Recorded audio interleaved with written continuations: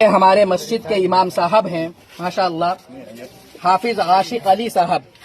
یہ ہمارے گاؤں کے پڑوس میں پہڑائی گاؤں ہے، وہاں کے رہنے والے ہیں، اور ہردوئی میں جناب حضرت مفتی شفقت اللہ صاحب کے مدرسے سے یہ فارغ ہیں.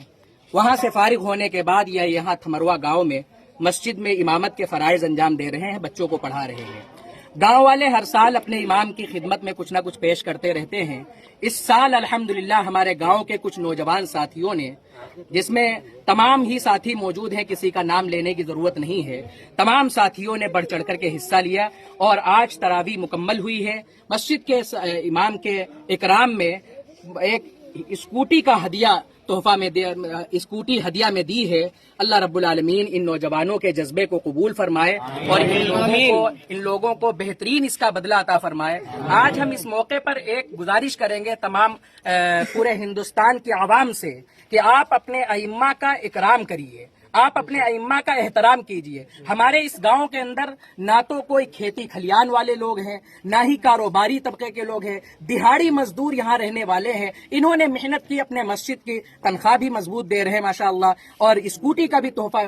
تو جو لوگ باقاعدہ شہروں کے اندر ہے، قصبات کے اندر ہے، وہاں پر ائمہ کی تنخواہیں اچھی کیوں نہیں ہو سکتی ہیں؟ شہروں کے اندر تو بڑی مسجدوں کے اندر، جامع مسجد جیسی جگہوں پر، وہاں پر امام کی تنخواہ کم سے کم 25,000 روپے ہونا چاہیے.